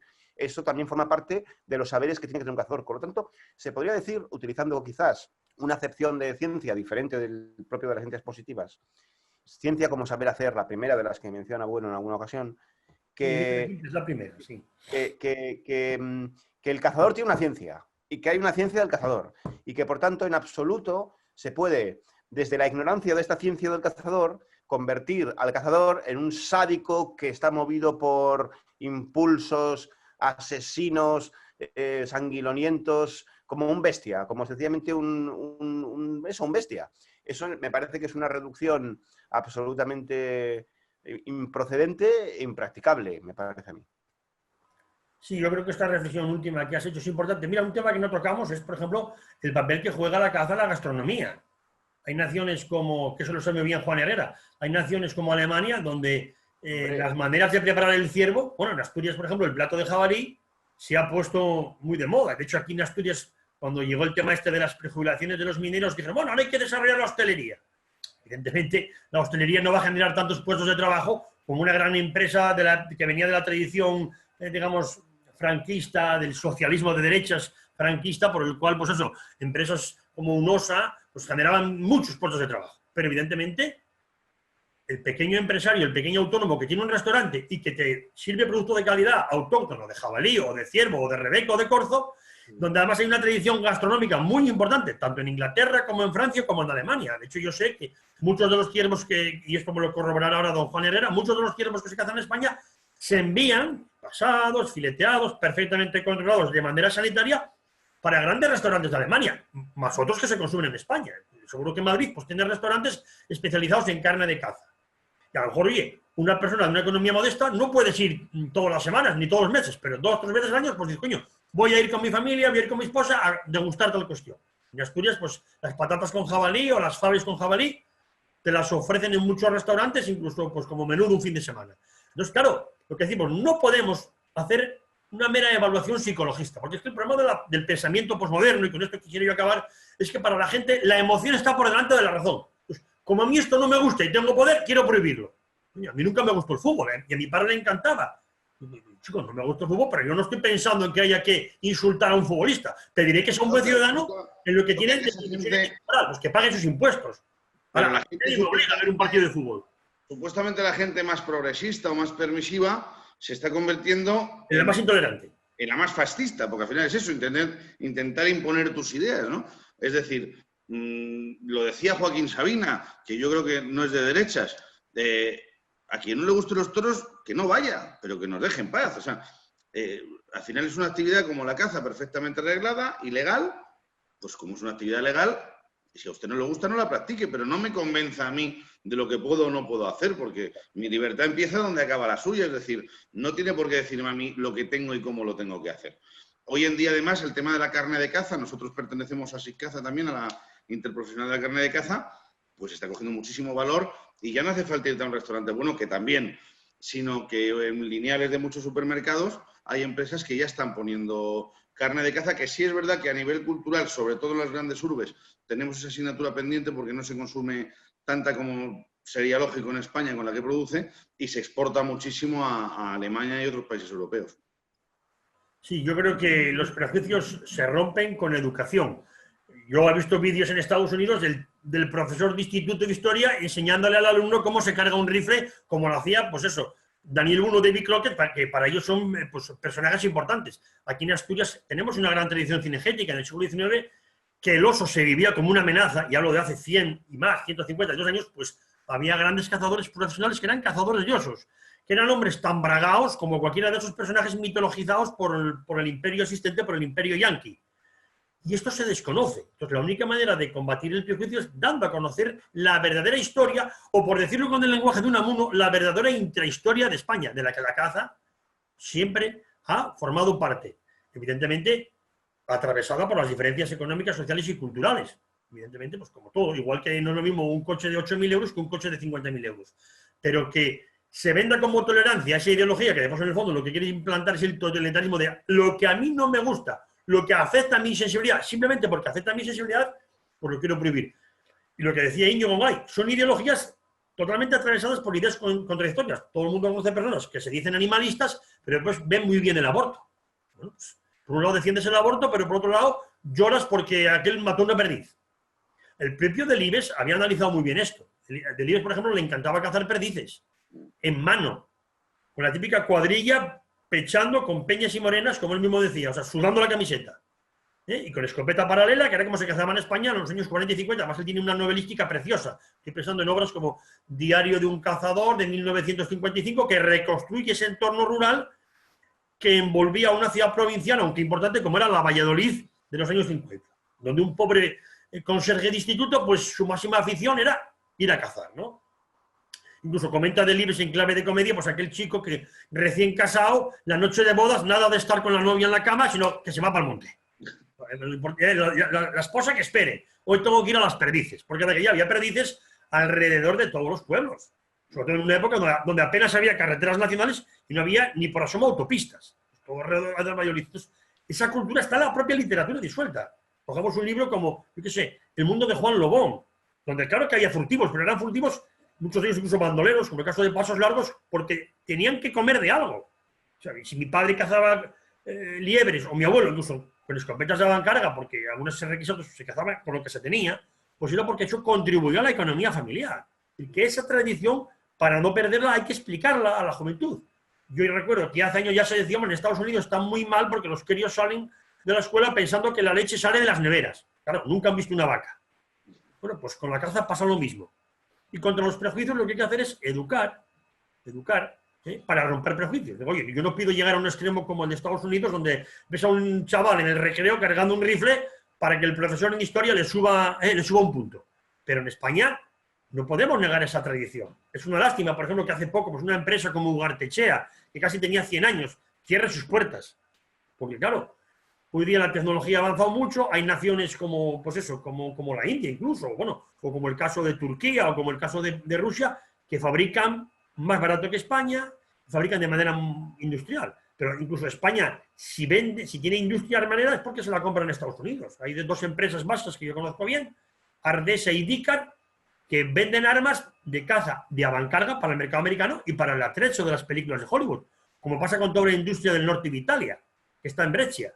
Pedersoli, Uberti, Pieta, Investar venden para el mercado americano porque en el mercado americano pues, la caza allí todavía no está mal vista, está, como decimos, regulada. Y lo importante es que quien la regule entienda, no regule desde la ignorancia, no regule desde la ofensa y desde el prejuicio. Yo creo que, por mi parte, quisiera dejarlo aquí y entiendo que esta charla ha sido muy provechosa. Quisiera que Juan Herrera cerrara él, puesto que es el mayor experto, este programa con sus palabras. Bueno, yo simplemente añadir que hay corrientes, gracias a Dios, que están defendiendo la caza. Por ejemplo, en Francia, es muy normal, en Inglaterra, que animalistas interrumpan cacerías, agredan a los cazadores y se pongan en el puesto a estorbarles y tal, y hasta ahora estaban indefensos, y muchos además, pues gente pacífica, aunque tenga un arma y ha sufrido agresiones y no ha respondido para nada a esa agresión, pues ahora se está autorizando y se está penando de manera más grave pues estas conductas, ¿no? Y se está autorizando la defensa del cazador. Bueno, eso puede ser interesante. Nosotros desde la Escuela Española de Caza lo que intentamos seguir pues, difundiendo lo que es de verdad la caza, intentando que los jóvenes conozcan, por ejemplo, ahora íbamos a iniciar una serie de cursos de cocina dedicados a la caza. Con el tema del COVID pues está un poco parado, pero bueno, intentaremos seguir defendiendo esta actividad que para nosotros, como digo, pues es cultura, es necesaria para el medio ambiente, es positiva en tiempos de crisis y además en medios rurales y con menos opciones y con una economía más deprimida. Y bueno, pues al final que estamos a la disposición de todos vosotros y del que necesite algo, pues a través de la escuela o de la federación, y un placer compartir esto con vosotros. Muchas gracias. Ya sabes que yo soy un forofo de cazar con armas de avancarga, con armas históricas, y yo creo que eso, para mí, y esto ya sí que es una opinión personal, cazar a un jabalí a 40 metros con un rifle de 1850, para mí, esto es una opinión personal, tiene más mérito que cazarlo con un rifle Blaser de última generación, mira telescopia, a 500 metros. Porque incluso dentro de la propia caza puede haber sus gustos. Pero insisto, lo importante es crear cultura, crear afición y educar sin prejuicios y sin extremismos. Muchas gracias. Tiene más mérito y, de hecho, en cuanto acabe el tema este del COVID, que espero que no sea muy tarde, me apunto un día a verte porque eso es digno de ver. Iremos a Cáceres a Garrovillas. Muchas gracias. Gracias. Un abrazo muy fuerte. Bueno, pues encantado de saludarle, don Juan Herrera Coronado, ¿no? Muy buenas, sí, señor. Yo le había puesto, si os parece bien, la caza en España y la ideología animalista.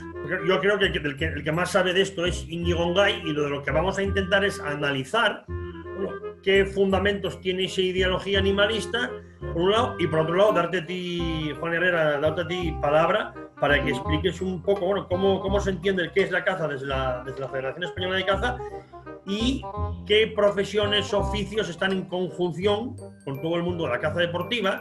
Podemos discutir si es un deporte o es otra cosa y qué tradición tiene en España, que yo solo que tengo un poquitín estudiado y publicado, y por qué es importante desde el punto de vista de la supervivencia económica de muchas regiones de España, y como en otros países también existe la caza, lo que pasa es que está regulado y bien regulado, igual que pues, existe el uso de las armas y está regulado y bien regulado. Yo creo que, Marí, creo que quedó bastante bien el programa. Oye, encantado y muy agradecido tanto a Juan Herrera como a Íñigo Ngay.